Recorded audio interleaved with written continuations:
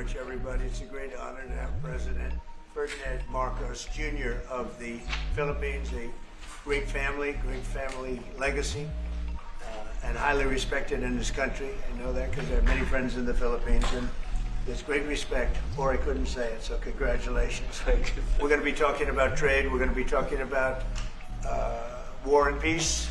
They're a very important nation militarily, and we've had some great drills lately. We're back with them. I think I can say that the last administration was not getting along with them too well. They didn't get along with anybody. They didn't know. Honestly, they didn't know what they were doing. But we have some fantastic military relationships with the Philippines, and that's been reinstituted. And Pete, I would say that you couldn't be happier, right, with the relationship. Great partners. So I just want to say it's an honor to have you. We're going to talk about trade today, and we're very close to finishing a trade deal, big trade deal actually. And we do a lot of business with you. It's a lot of income coming in for both groups. But I was surprised to see the kind of numbers. They're very big, and they're going to get bigger under what we're doing and what we're proposing. And I just want to thank you for being with us. It's a great honor. You and your representative. It's really a great honor. We have a big announcement. AstraZeneca, the big drug company, is going to spend $50 billion, just announced $50 billion in the United States in order to build various places all over the country, big manufacturing plants, pharmaceutical plants all over the country, so that's an honor. And he said they did that because of the election and because of the fact that the tariffs are placed. So they're building their facilities in New York. $50 billion, that's a big investment. And it's going to be a very good investment. I have no doubt about it. So thank you to AstraZeneca. And with that, I'd like to have you say a few words, please. Thank you very much, Mr. President. Of course, we're all very happy to be here to once again reaffirm the very strong ties between the Philippines and the United States, ties that go back over 100 years. And considering the context in which we live these days, especially in my part of the world, this has evolved into as important a relationship as is possible to have. We must remember that the United States is our only treaty partner in the Philippines, and that has stood us in good stead over the years, certainly through the Second World War, and the cultural memory of all Filipinos, down to even the school children, is that our strongest, closest, most reliable ally has always been the United States. That is something that we value, that we are grateful for, and that we will continue to foster as we go on. With the leadership of President Trump, I am very confident that we will be able to achieve that. I think it is worthwhile to remember that it was President Trump who, in his first term, characterized the relationship between the Philippines and the United States as ironclad. And that has been necessarily the case since that time that you made that statement, sir. And it is something that the Philippines will always hold close to its heart. Thank you once again, and we are honored, and it is our great pleasure to be here and to visit with the President of the United States. Thank you, sir. It's my great honor. Any questions, please? Mr. President, Yeah, please go ahead. Go ahead. Mr. President, do you think that Fed Chair Jerome Powell should resign? I think he's doing a bad job, but he's going to be out pretty soon anyway. In eight months, he'll be out. But I call him too late. He's too late all the time. He should have lowered interest rates many times. Europe lowered their rate 10 times. We lowered ours none. And it's causing a problem for people that want to buy a home. Look, our economy is so strong now, we're blowing through everything. We're setting records. You know that, you see that. And whether it's the Philippines or anyone else, we're setting records at levels that nobody's ever seen before. But you know what? People aren't able to buy a house because this guy is a numbskull. He keeps the rates too high, and probably doing it for political reasons. The only time I remember him cutting rates, I mean, he cut the rates just before the election to try and help Kamala or whoever he was trying to help. He probably didn't know. And he's building a building. He's $2.7 billion. They have a $900 million overrun. What is that? And that was given by Biden. That was another Biden deal. And this guy's building this building that's severely overrun. And what does he need the building for? Why does he need space for more people? So they did a big study the other day, and they called all of the great intellects and the great economists and all of the great everything. And it was 71, and only 2 got it right. Me and another gentleman that happens to be very smart. 69 people got it wrong, and the Fed got it wrong, more wrong than anybody. And you know, he has these think tanks, and they build buildings for people that think. And it's really not thinking; it's a little bit of combination of thinking, but it's something you sort of have or you don't have. They don't. The job he's done is just terrible. He ought to raise interest rates. You know, we should be at 1%. We should be leading the world. Instead, we're paying 4%. And if you look at what that means, that's over $1 trillion in interest that we have to pay. That with the striking of a pen, we would be saving more than $1 trillion. Is that right, Scott? Yes, Do you have sir. anything to say about it? Yes, sir. I called yesterday and this morning for the Fed to do a big internal investigation to understand not their monetary policy, but everything else. The Fed has had big mission creep, and that's where a lot of the spending's going. That's why they're building these new or refurbishing these buildings. And I think they got to stay in their lane. And I think that based on the way they cut rates last fall, they should be cutting rates now. It's inconceivable, I know the Fed very well, that they can be spending $2.7 billion to build a building. They don't do anything. It's the greatest job. You show up one day, a half a day, you make a little speech, the economy's doing well, the economy's not doing well, we're going to raise interest. And he's got it wrong. That's why I call him too late, T-O-O, too late. And it's really too bad. But it is affecting people that want to buy houses, and that shouldn't happen. And Mr. President, And you know, he should lower them. Those rates should be 3 points lower. That's what they should be, 3 points lower, maybe more than that. Mr. President, I would like to ask both of you Yes. one question. Mr. President Marcos, next year, Philippines is going to be the rotating chair of ASEAN.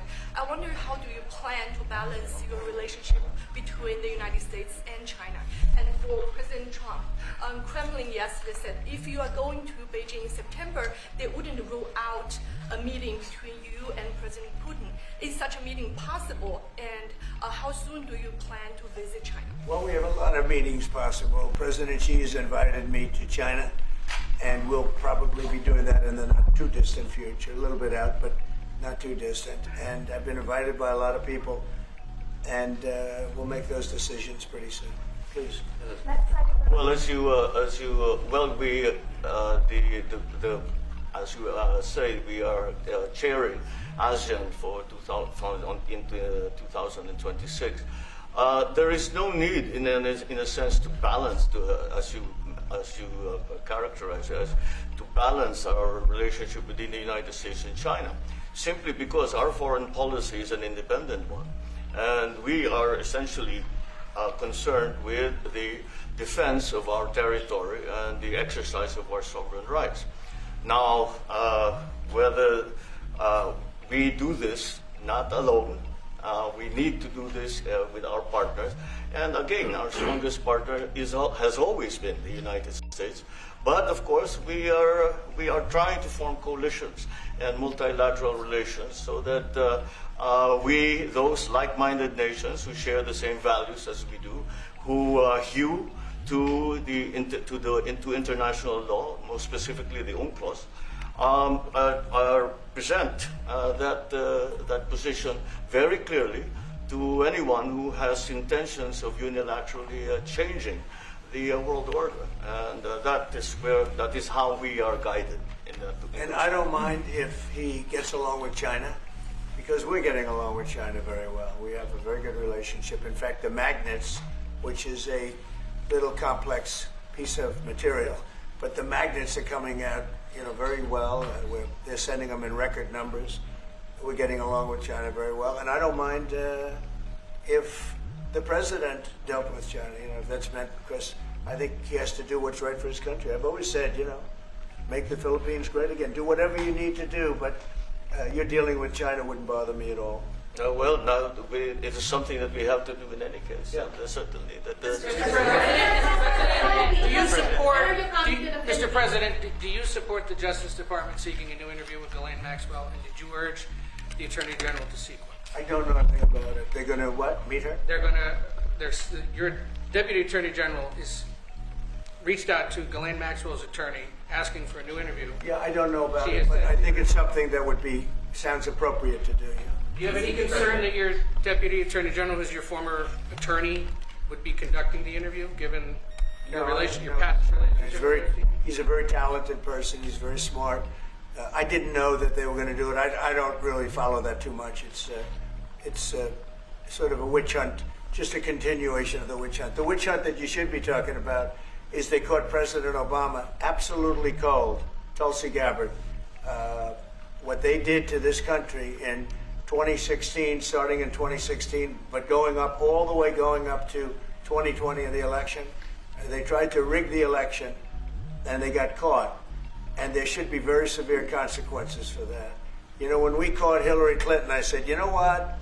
Let's not go too far here. It's the ex-wife of a president, and I thought it was sort of terrible. And I let her off the hook, and I'm very happy I did.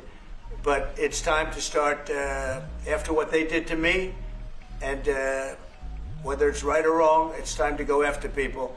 Obama's been caught directly. So people say, a group. It's not a group. It's Obama. His orders are on the paper. The papers are signed. The papers came right out of their office. They sent everything to be highly classified. Well, the highly classified's been released. And what they did in 2016 and in 2020 is very criminal. It's criminal at the highest level. So that's really the things you should be talking about. I know nothing about the other, but I think it's appropriate that they do go. May I ask you about that, Mr. President? Tulsi Gabbard has submitted a criminal referral to the Department of Justice.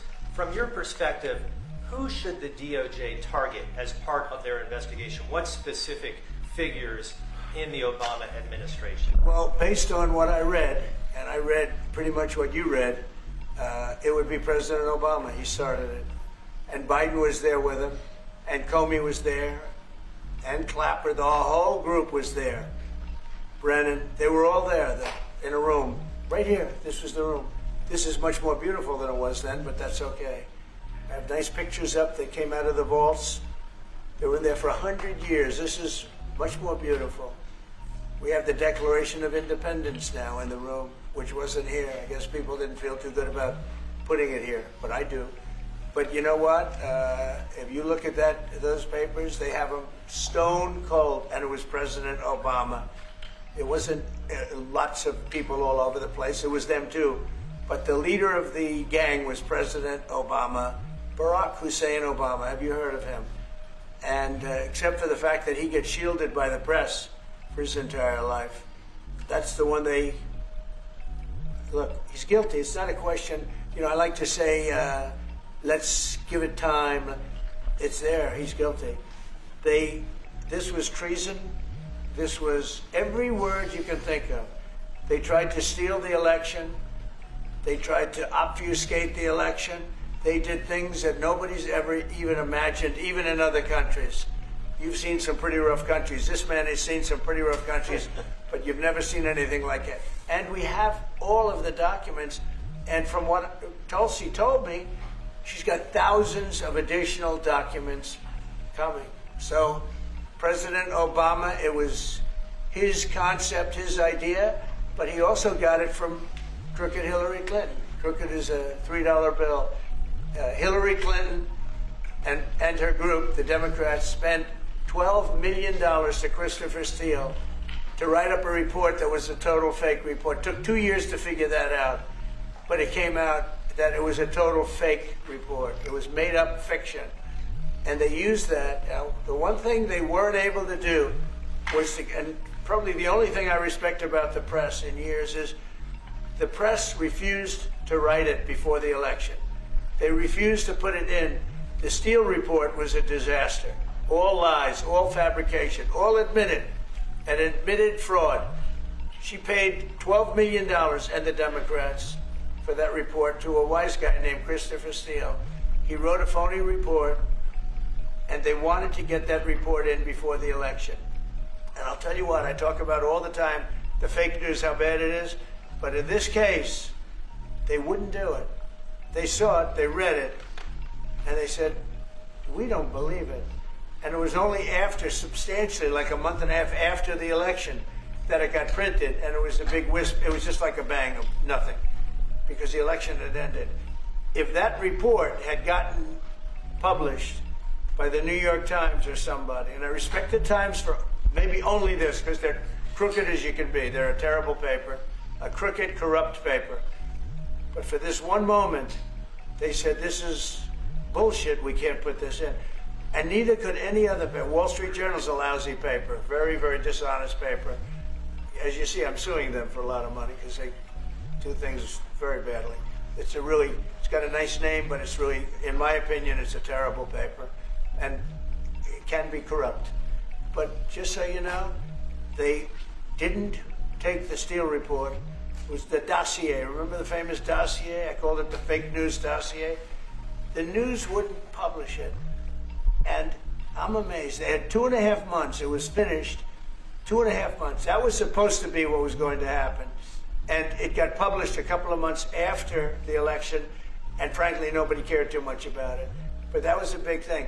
No, we caught Hillary Clinton. We caught Barack Hussein Obama.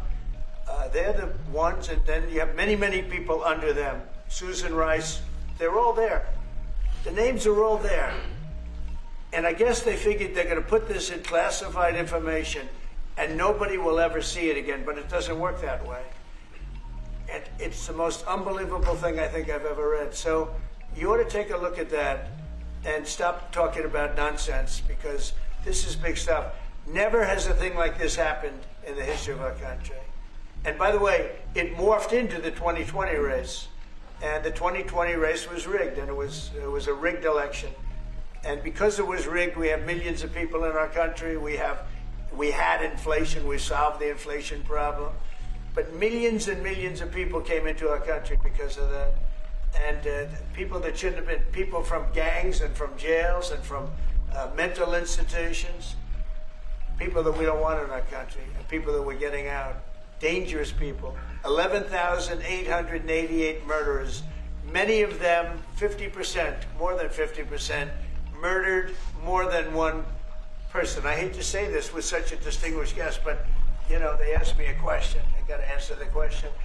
No, Barack Hussein Obama is the ringleader. Hillary Clinton was right there with him, and so was Sleepy Joe Biden, and so were the rest of them. Comey, Clapper, the whole group. And they tried to rig an election, and they got caught. And then they did rig the election in 2020. And then because I knew I won that election by a lot, I did it a third time, and I won in a landslide. Every swing state won the popular vote. But I won that all the same way in 2020. And look at the damage that was caused. How crucial is the ammunition hub, and how crucial is the ammunition hub that the U.S. plans to build in Subic and the Luzon corridor, considering that these will be built in areas that hosts strategic ports as well as military air bases? You're talking ammunition? Yes, the U.S. House Congressional Committee on Appropriations approved a budget. What's very important. Otherwise, we wouldn't have approved it. Sorry? Yeah, it's very important. Otherwise, we wouldn't. We need ammunition. We're going to end up in a few months, we'll have more ammunition than any country has ever had. We're going to have more missiles than any country has ever had. We're going to have all the speedy missiles. We'll have the speedy ones, the slow ones, the accurate ones, the ones that are slightly less accurate. We have everything. But we will have more ammunition than any country has ever had. It's very important to me. And how Go ahead, please, Red. Sir, when you say that you're close to making a trade deal, what gaps remain? And for President Marcos, sir, I was just wondering, do you not think that perhaps the Philippines hosting U.S. missile systems could be considered escalatory by China, especially because they can strike deep into mainland China? Thank you. Well, it's an honor to be with this gentleman. You know, I've known him, and I've known his family, actually, but I've known him And I assume you're from the Philippines? Are you from the Philippines? Yes, sir. It's good. You're very lucky to be from the Philippines. Right? It's a great place. But we're going to have a very good relationship. I mean, I know you had some problems with another president, and it was not your fault. It was the president's fault. And the country was maybe tilting toward China, but we untilted it very, very quickly. But you know, you had a country that was tilting toward China for a period of time, and I just don't think that would have been good for you. You can deal with China, you should deal with China, but when I got elected, everything changed, and they came right back to us. President Trump, when it comes to the extended Say it again. Yeah, Brian, go ahead. Oh, Mr. President, I just wanted to piggyback off the Sorry, I housing. have a question to President Marcos. I'll let you Yes, answer first. yes. I'm sorry, what was the question again? It was about whether having U.S. missiles hosted in the Philippines could be considered escalatory by China. All of the what we consider part of the modernization of the Philippine military is really as a response to the circumstances that surround the situation around the South China Sea and now what we used to refer to as Asia Pacific, which we have expanded now to the Indo-Pacific. And if we would certainly, like in any kind of military spending, we would wish that it wasn't necessary, but it is. And so that is what we are doing. And as an adjunct to the question about the ammunition production, this is actually the United States is assisting the Philippines in what we call our self-reliance defense program, which is to allow us to be self-reliant and to be able to stand our own 2 feet, whatever the circumstances that occur in the future. And that the reason that we have encouraged more interaction with the United States is because it is necessary. And it is not just with the United States.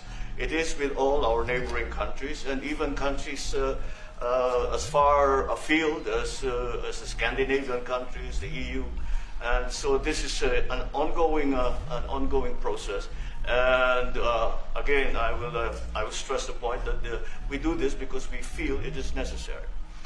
Don't forget, just as tantamount to what you're asking, the Philippines were loaded up with ISIS and a lot of terrorists, and they were at a very, very dangerous point. And during my administration, we went in and we wiped them out, working with the Philippines, but we wiped them out.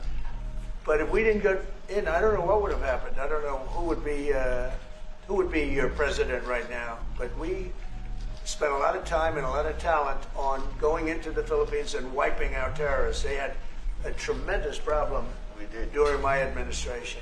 And we cleaned it up, we got them out, and now you really have a good, solid country again. I believe so, yes. How can you make Mr. President, I want to follow up on the housing question. Yeah. We've got no tax on tips, no tax on overtime, no tax on Social Security. How important is it we have no tax on home sales, capital gains, to unleash the housing market in this country? Well, we're thinking about that, but would also unleash it just by lowering the interest rates.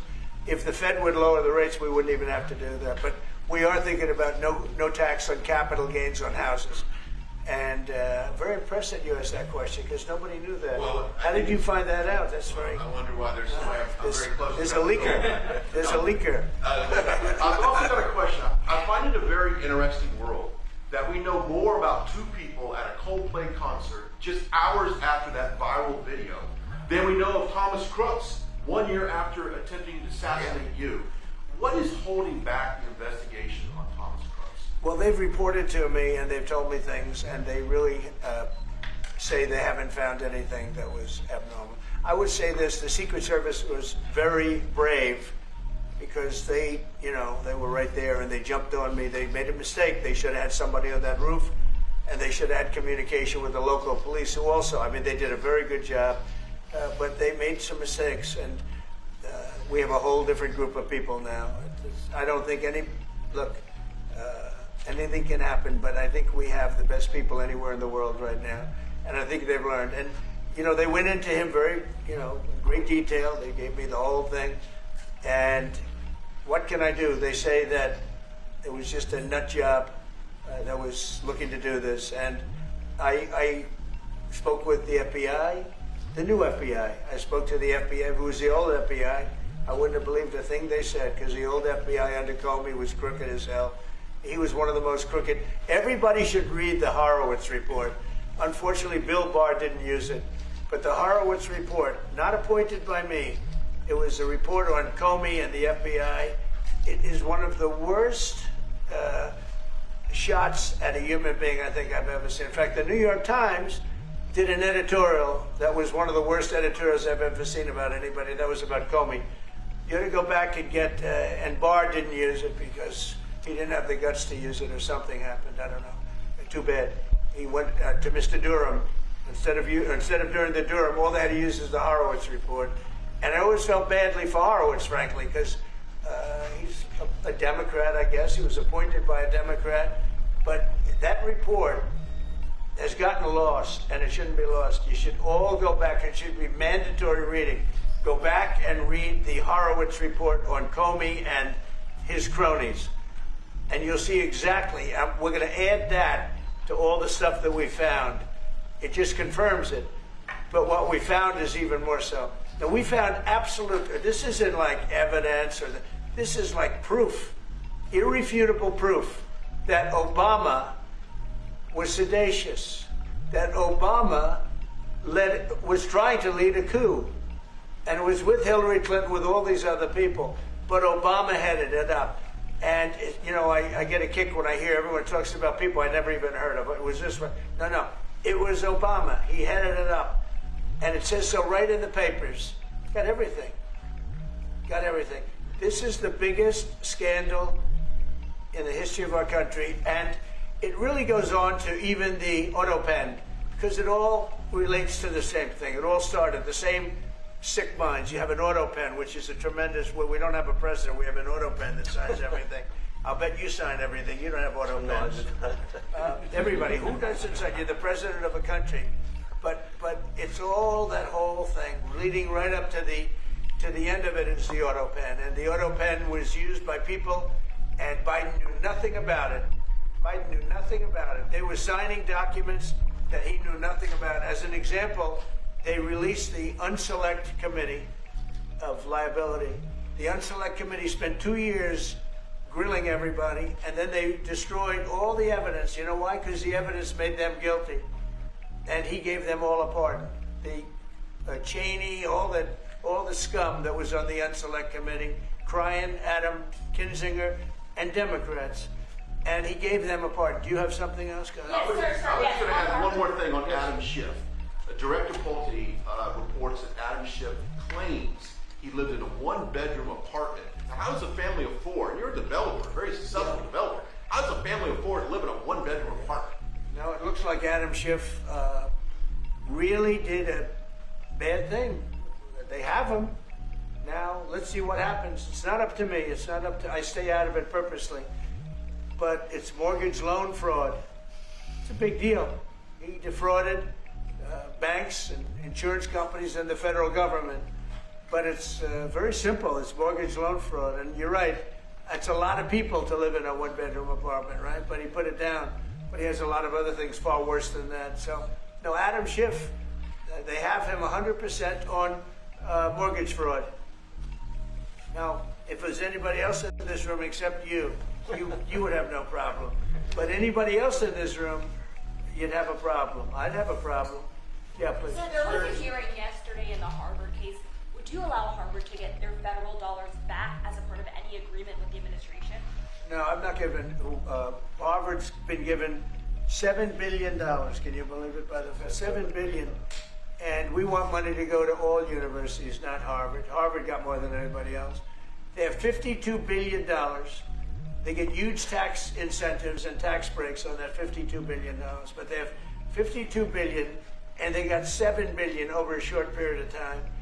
And we have a very hostile judge appointed by Barack Hussein Obama. A very, very hostile judge who knows exactly right from wrong, but we expect to win it on appeal. She hasn't given a decision yet, but she's very hostile, and she was put by Barack Hussein Obama. And generally speaking, anybody that does that, we're going to have problems with. So we don't expect to have. We won the case yesterday. Anybody that was there that was a neutral would say we easily won the case. But a lot of the case, and a big part of it's going to be how much money Harvard gets in the future. That's not part of the case, and they're not going to get very much. Mr. President, where are we in terms of negotiating about the reciprocal tariff? How far are we? With who? With the Philippines. Yes, sir. How far Are you from the Philippines? Yes, sir. I'm from the Philippines. How far are we from achieving Well, free it's tough. trade? He's a very tough negotiator. So far, we're not there because he's negotiating too tough. In fact, I used to like him better than I do now. He's too tough. But we'll probably agree to something. But he's strong, a strong negotiator. He loves your country.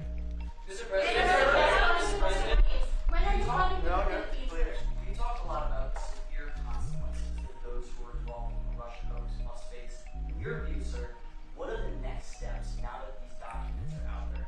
Well, the Justice Department would have to act. And we have a very competent, very good, very loyal to our country person in Pam Bondi, very respected. And it's going to be her decision. Okay, just a follow-up to that, sir. Christy Nolan is in New York City visiting an off-duty CBP officer who was allegedly shot this weekend by an illegal alien who came into the country during the previous administration. Right. What is your message to any local leaders who continue to push sanctuary city policies after this nearly tragic incident? So the only thing I don't understand, because you like to understand things and we're all smart people and all that, why would they allow 21 million people into our country, unvetted, unchecked? You don't allow it. You wouldn't allow people then. He's tough. No, the country's run properly. Biden and his group of thugs, and I don't think it was Biden, I think it was the people that surrounded that beautiful Resolute desk right behind you. They allowed 21 million people, probably much more than that, and many of them came from jails and gangs and drug dealers and mental institutions, insane asylums. Many of them are very sick. 21 million, probably 25 million, probably even more than that. And we're getting them out. Many were murderers, as I said. They killed people. Many killed more than one person. Stone cold murders. I don't understand why they would have allowed that. There's only two reasons. The vote. Is there one voters? It's one reason. I don't think they would have done it for that because they cheat. You know, they're so good at cheating, they don't need that. But the vote, and the second reason is they hate our country. I think they hate our country. I actually do. And it's the biggest problem. I mean, much of our time is spent with, you know, we have the strongest border anywhere in the world now. Maybe even stronger than your border, if you can believe it. We have no people came in last month, 0, which is pretty amazing. I'm not even sure I can believe that. But liberals are the ones that do that calculation. So, but we had no people come in. A year ago, we had hundreds of thousands of people come in. Hundreds of thousands of people. And they flowed in. And if it wasn't for the election, it would have been millions of people came in last year. So millions of people prior to election time, they allowed millions and millions of people to come into our, I mean, you saw it. They'd open the gates. If you took an Alabama-LSU football game that holds 128,000 people, I was there, 128,000 people. And I liked them and they liked me. But if you took that and doubled it, that's what used to flow into our country on a daily basis. It's not even believable. And we're getting them out, and we're starting with the worst ones. And we had a man shot yesterday, a police officer who was a great gentleman, shot right here in the throat. Probably won't be able to speak again. But he was brave, and he shot the other guy, and they ended up getting him. And you saw the scene where his friend took him to a hospital and dumped him down on the sidewalk. The whole thing was crazy. But why would anybody do to our country what these Democrats have done? And honestly, we can never forget it. We can never forget it. What they have done, the damage that they've done to America is very, very sad. Thank you very much, everybody.